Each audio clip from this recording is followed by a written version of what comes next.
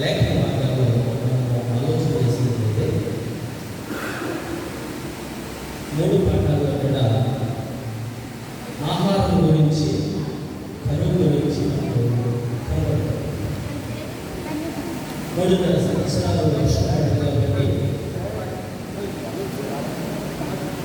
ఆ ప్రాంతం అంతా కరువు ఉండదని చెప్పేసి దేవుడు తెలియజేసిన పాత నిబంధన వాక్యం భాగ సందర్భం.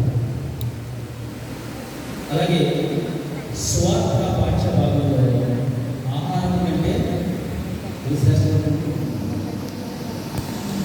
ఏమి తింటున్నా, ఏమి తాగుతున్నా, ఏమి ధరించుకున్నా, వీటన్నిటి గురించి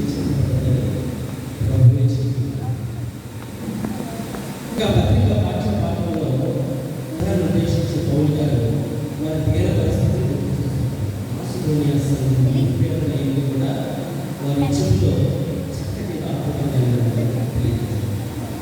ఈ పాఠాలను నాకు ఆలోచన చేసి నాకు ఏదో ఒక వెడ్డింగ్ అనేది ఒక భవిష్యత్తు అనేది ఉంటే కనుక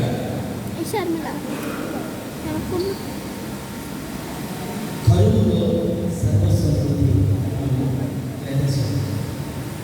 కరువులో చెప్పండి, కరువులో సమృద్ధి, కరువులో సమృద్ధి ఏంటి?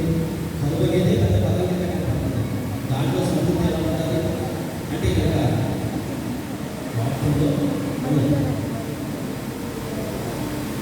ఆహాబును దేవుడు ప్రేమించి ఇశ్రాయేలు ప్రజలకు రాజుగా నియమించి ఇశ్రాయేలు ప్రజలు ఎన్నో కష్టాలు, కరువులు, ఆకలితో ఉన్న వారిని నడిపిస్తే సమృద్ధి కలిగిన తర్వాత దేవుడు మర్చిపోయాడు.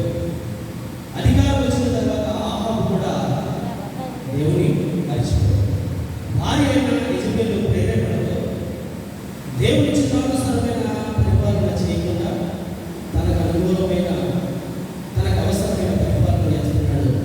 పేదవాడు ఎవరంటే వాడు పొలాలు వేసుకుంటున్నాడు. ఇంకా చెప్పాలంటే ఏ దేవుడు అధికారం ఇచ్చాడో ఆ దేవుడిని మర్చిపోయి మనుషుల కల్పనాకరణ చేత లేకపోతే మనుషుల స్వహస్తాల చేత పోతపోయబడి రూపాలుగా నిర్మించబడిన వాటిని ఉన్నత స్థానంలో అభిషేకించి వాటిని ప్రతిష్ఠించి వాటిని దేవుడిగా దేవతలుగా కొలవడానికి ప్రసంగాలను కూడా విడిచిపెట్టేశారు. అటువంటి తరుణంలో ఆత్మావేశంతో దేవుని సేవకుడుగా, దేవుని ప్రవక్తగా ఉన్న హిలాదు కాపరస్తుడు నిష్క్రియుడైన ఏలియా ఆహాబుకు వెళ్ళి చెబుతున్న మాట చదువుతున్నాడు. అంతా హిలాదు కాపరస్తుల సంబంధి తిష్బీయుడైన ఏలియా ఆహాబు వద్దకు వచ్చి, నేను ఎవరి సన్నిధిని నిలబడి ఉన్నానో ఇశ్రాయేలు దేవుడైన ఆ యెహోవా జీవముతో నా మాట ప్రకారముగాక ఈ సంవత్సరంలో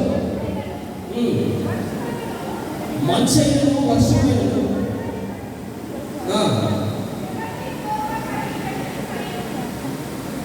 మంచైన వర్షమైనను తర్వాత చదువుతుంది. మొదటి వర్షంలో ఒక ప్రకటన కనబడుతుంది. ఏమిటి ఆ ప్రకటన అంటే అంతా సురక్షితంగా, సురక్షంగా, సమృద్ధిగా ఉన్నదనుకుంటున్న నీ దేశంలో, నీ పరిపాలనలో, నీ ప్రజలకు కలిగే నష్టం ఏంటో తెలుసా? రానున్న 3.5 సంవత్సరాల్లో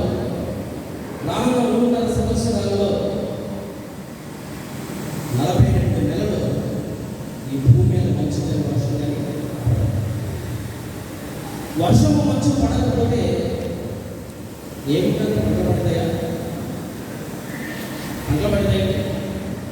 పంటలు పడకపోతే ఆహారం ఉంటుందా?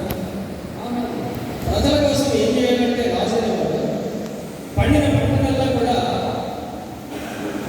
స్టోరేజ్ చేయాలి, దొడ్లు కట్టించి వాటిలో నిల్వ చేసి ప్రజలకి ఇదిగో జగన్ గారు పంపిస్తున్నట్టు రేషన్ రూపంలో పంపిస్తూ వేసవ కాలంలో అదే కదా జరిగిన 7 సంవత్సరాలు పంటలు పండుకున్నప్పుడు వేసవ గారు చక్కటి ఆలోచన చేసి కలిగిన పంటలంతా కూడా పంటలు పండే 7 సంవత్సరాలు కూడా సమృద్ధిగా దొడ్లు కట్టి వాటిలో ధాన్యాన్ని నిల్వ చేస్తారు. ఇక చెప్తున్నాడు, పంటలు పంట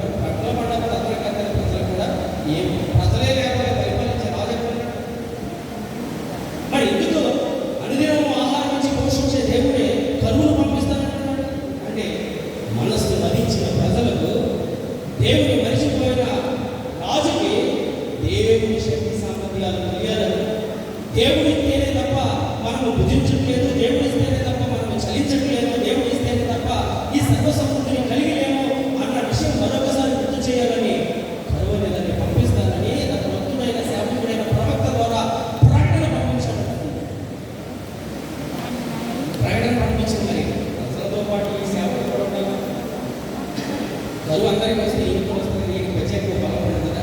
ఒకవేళ ఈ ప్రత్యేకంగా ఎక్కడైనా పొలం పండించుకున్నటువంటి కలుగుతున్న ప్రజలు ఉన్నారా? పొలంలో పండించేసి కదా దాచుకుని పట్టుకోరా? ప్రజలతో పాటు ఈయన కూడా ఉన్నాడు కదా, ప్రకటించిన ఆయన.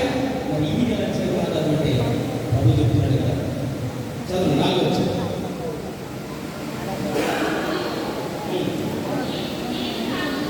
ఈ 6 రోజుల్లో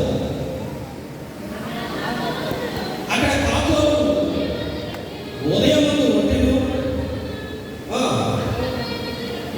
అస్తమయం ముందు రొట్టెలు, మాంసము తీసుకుని వచ్చుచుండేది. ఓకే, అక్కడ వాగనేది ఒకటి ఉంది, అంటే నీరు ప్రవహించేది, నీరు కలిగి మనిషికి ఆహారం కన్నా ప్రాముఖ్యమో అంతకంటే నీరు మరి ప్రాముఖ్యం. నీరు ఆహారం కలిగి ఉంటే మనిషికి పర్వాలేదు కదని చెప్పేసి ప్రభు ఏం చేశారంటే ఆ వాగు దగ్గర దాగి ఉండు. ఎందుకంటే ప్రకటన చేసిన నీవు ప్రకటన చేసిన నిన్ను బట్టి ఇది దేవుడు పంపించిన వార్త అని వారు విశ్వసించరు. దేవుని వార్త అని చెప్పేసి ఏమాత్రం లోబడరు.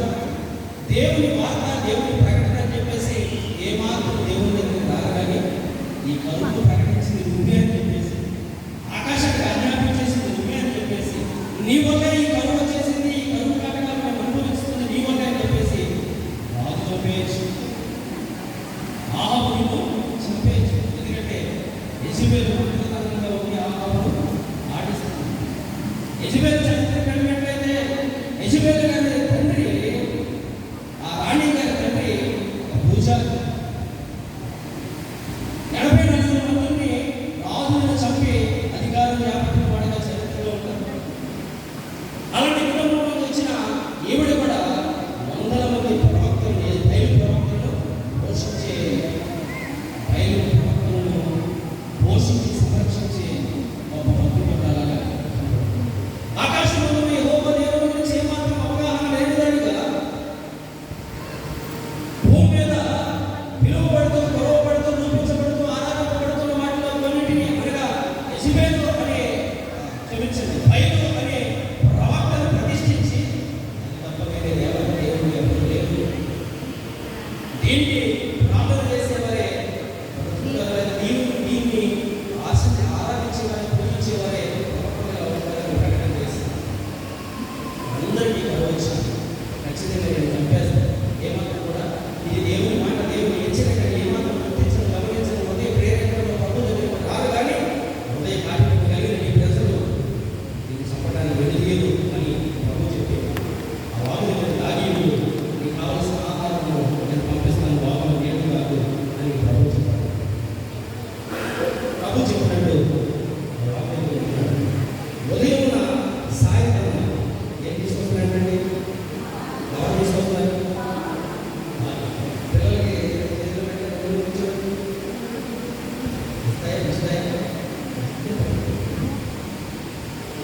అంటే ఇంకా మాకు బాగా చరిత్రలో వెళ్ళిపోతే ఇంట్లో పెద్దగా ఉంది కదా అని చెప్పేసి ఖాళీ పంపించడం అది ఈరోజు రాలేదు. సవాలు తిని మనసు ఎక్కడ దొరికితే అక్కడ ఉండిపోయింది. అంటే అటువంటి కాకి మరి ఎలా ఎదుగుతారని మాట్లాడే దగ్గర దేవుడు చేసిన సృష్టి అవకాశం మాట సర్వజీవులు వింటున్నాయి, సర్వజీవులు ఆయన మాట వింటున్నాయి. కాకులు ఆయన మాట వింటున్న సేవకుడికి ఆహారం పట్టుకుంటే మాటలు ఎన్నో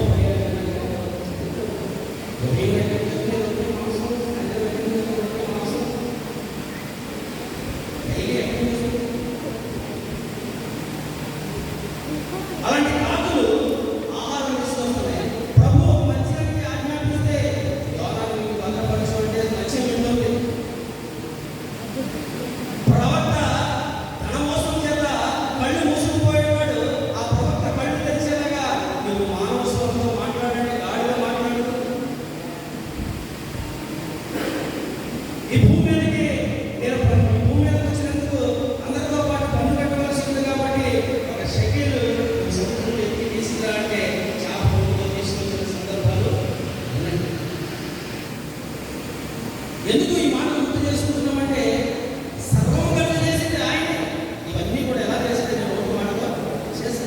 కనుక